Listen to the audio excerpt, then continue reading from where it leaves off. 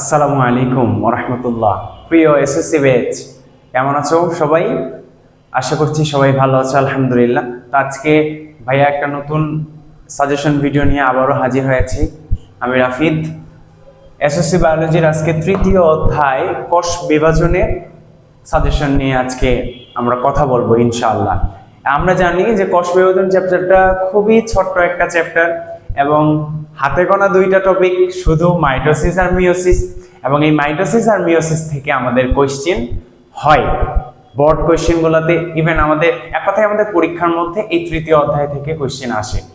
কিভাবে কোশ্চেনগুলো হয় এবং কি কি কোশ্চেন আসার সম্ভাবনা থাকে আমরা ওই বিষয়গুলো নিয়ে আলোচনা করব। কোষ বিভাজন, প্রথমত কোষ বিভাজন কি বা কাকে বলে, কোষ বিভাজন কত প্রকার ও কি কি এর সংজ্ঞাগুলো, যেরকম আমরা জানি কোষ বিভাজন তিন প্রকার। কোষ বিভাজন তিন প্রকার, যে অ্যামাইটোসিস। তো অ্যামাইটোসিসটা আমাদের বইয়ে দেওয়া নাই বা ওইভাবে করে কিছু বলা নাই, কিন্তু ভাইয়া তারপর ওই অ্যামাইটোসিস থেকে কোশ্চেন আসা বন্ধ হয় না, অতএব আমাদের অ্যামাইটোসিসটাও পড়তে হবে।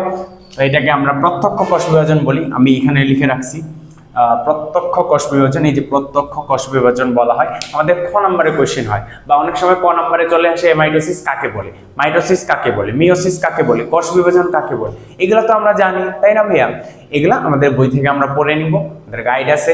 সো যেহেতু এটা সাজেশন ভিডিও, সো এখানে তো ওইভাবে করে উত্তর বলে দিলে বা সবকিছু ক্লিয়ার করে দিলে ভিডিওটা অনেক বড় হয়ে যাবে। এই জন্য আমরা জাস্ট সাজেশনগুলো নিব ইনশাআল্লাহ।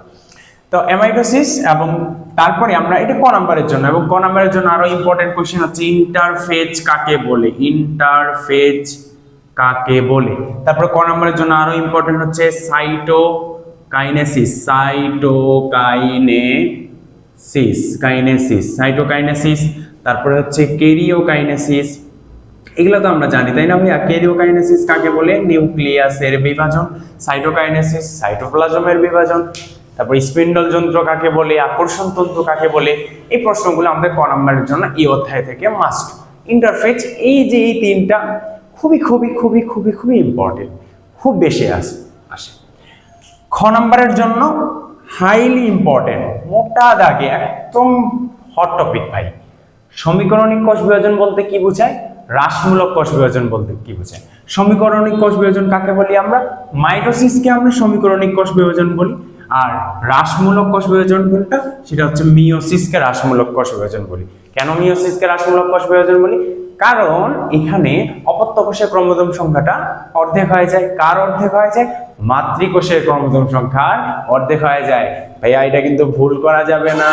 অপত্য কোষের ক্রোমোজোম সংখ্যা মাতৃকোষের ক্রোমোজোম সংখ্যার অর্ধেক হবে, মাইন্ডেড। আচ্ছা, টিউমার সৃষ্টির কারণ, আমরা এই কোশ্চেনটা আসে আমাদের খ নম্বরের জন্য। অনিয়ন্ত্রিত মাইটোসিস কাকে বলি বা বলতে কি বোঝায়, বা জরায়ু মুখে টিউমার সৃষ্টি হওয়ার কারণ, সৃষ্টির কারণ কি। এই যে এই টাইপের কোশ্চেনগুলো আমরা খ নম্বরের জন্য খুবই ইম্পর্টেন্ট। প্রত্যক্ষ কোষ বিভাজন বলতে কি বোঝায়, বা নীলাভ সবুজ শৈবালের কোষ বিভাজন কি ধরনের, এই যে এই টাইপের কোশ্চেনগুলো আমরা দেখবো ক এবং খ নম্বরে। তো এখন আসি যে মাইটোসিস আর মিওসিস। সো মাইটোসিসের আমরা জানি যে পাঁচটা ধাপ আছে। কি কি ভাইয়া পাঁচটা ধাপ কি কি আছে? আমরা জানি যে প্রোফেজ, তারপরে আছে ভাইয়া প্রোমেটাফেজ, এগুলো আমরা জানি, প্রোমেটাফেজ। হ্যাঁ, তারপরে এই যে মেটাফেজ, অ্যানাফেজ, আরেকটা আছে কি, আরেকটা হচ্ছে টেলোফেজ। তাহলে এই যে পাঁচটা আমাদের ধাপ, পাঁচটা ধাপ এখানে, একটা, দুইটা, এই যে তিনটা, চারটা, পাঁচটা, এই পাঁচটা ধাপের যে চিত্রগুলো এবং চিত্রের সাথে আমাদের বৈশিষ্ট্যগুলোও লাগবে।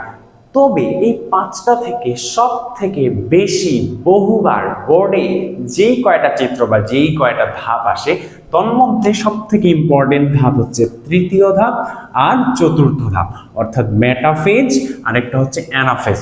অবশ্যই অবশ্যই চিত্র সহকারে। তাহলে আমরা মেটাফেজ এবং অ্যানাফেজটা খুব বেশি গুরুত্ব দিয়ে পড়বো। তাই বলে কি প্রোফেজ, প্রোমেটাফেজ, অ্যানাফেজ কি পড়বো না? অবশ্যই পড়তে হবে, টেলোফেজ এগুলোও পড়তে হবে। তবে এই দুইটা থেকে বেশি বেশি কোয়েশ্চেন আসে। তাহলে মাইটোসিস থেকে আমরা তৃতীয় এবং চতুর্থ ধাপটা খুব বেশি গুরুত্ব দিয়ে পড়বো, কারণ গুরুত্ব দিয়ে পড়বো, এটা থেকে খুবই কোয়েশ্চেন আসার সম্ভাবনা বেশি। আর মিওসিসের আরেকটা খুবই আমরা ঘ নাম্বারের ক্ষেত্রে দেখবো, ঘ নাম্বার, আর এটা তো আমাদের গ নাম্বারে আসে আর কি। আবার ঘ নাম্বারে আসলে আসতে পারে দুইটার তুলনামূলক একটা বিশ্লেষণ। তো ঘ নাম্বারে একটা আমরা খুবই কমন কোশ্চেন পাবো যে জীবের গুণগত স্থিতিশীলতা বজায় রাখতে কোন কোষ বিভাজনের ভূমিকা রয়েছে? মিওসিসের। মিওসিসে আমরা জানি যে মিওসিসটা জীবের ধারাকে অক্ষুণ্ণ রাখে, জীবের পরিবেশটা নিয়ন্ত্রিত রাখে। তো এই যে জীবের পরিবেশ বা জীবের ধারা অক্ষুণ্ণ রাখে, জীবের গুণগত স্থিতিশীলতা বজায় রাখে, এই ধরনের কোয়েশ্চেনগুলো আমরা এই যে ঘ নাম্বারের জন্য পাবো। তো আমি এখানে যদি একটা বোর্ড কোয়েশ্চেন নিই, যে এখানে একটা বোর্ড কোয়েশ্চেন বলছে, যদি একটা বোর্ড কোয়েশ্চেন নেই, এখানে বোর্ড কোয়েশ্চেনটা বলছে কেমন, যে এইভাবে করে দিয়ে ধরো যে আচ্ছা এটা একটা চিত্র দিছে, তারপরে এটা একটা চিত্র দিয়েছে, তারপরে এই যে আমাদের চিত্র দিচ্ছে এটা পি কিউ আর। এখন তাহলে এটা কি, যে একটা কোষ থেকে চারটা কোষ চারটা কোষ, একটা মাতৃকোষ থেকে চারটা অপত্য কোষ হচ্ছে, আমরা এটা কি বলতে পারি? এটা আমরা বলতে পারি কি মিওসিস, এটা মাইটোসিস, আর এই যে তিনটা হয়ে গেছে এটা হয়ে গেছে কি অনিয়ন্ত্রিত মাইটোসিস। এখন গ নাম্বারে বলছে যে চিত্র আর এর বিভাজনের ফলে কি সমস্যা সৃষ্টি হতে পারে? তাহলে চিত্র আরটা কি অনিয়ন্ত্রিত মাইটোসিস, তাহলে এর ফলে কি কি সমস্যা সৃষ্টি হতে পারে? টিউমার হতে পারে, টিউমার থেকে ক্যান্সার কোষ সৃষ্টি হতে পারে, তাই বিস্তারিত লিখতে হবে। এবং জীবের গুণগত স্থিতিশীলতা বজায় রাখতে চিত্র পি ও চিত্র কিউ এর মধ্যে কোনটি অধিক গুরুত্বপূর্ণ? কোনটি অধিক গুরুত্বপূর্ণ, এটি নাকি এটি? তো এই টাইপের কোশ্চেনগুলো আমাদের হবে। তো আজকে আমাদের তৃতীয় অধ্যায়, তাহলে তৃতীয় অধ্যায় আমরা মাইটোসিস মিওসিসের গুরুত্বটাও খুব ভালোভাবে পড়ব। মাইটোসিস মিওসিসের গুরুত্বটা আমাদের ঘ নাম্বারে চলে আসে। আর ধাপগুলো, এক কথায় মাইটোসিস মিওসিস পুরাটা পড়লে আমাদের এই অধ্যায় থেকে সিকিউ অ্যান্সার করা খুবই খুবই খুবই ইজি। আচ্ছা ভাইয়া, আজকে এ পর্যন্তই। আল্লাহ হাফেজ ভাইয়া, বিদায় নিচ্ছি। নেক্সট আরেকটা অধ্যায়ের ভিডিওতে দেখা হবে। আসসালামু আলাইকুম ওয়া রাহমাতুল্লাহ।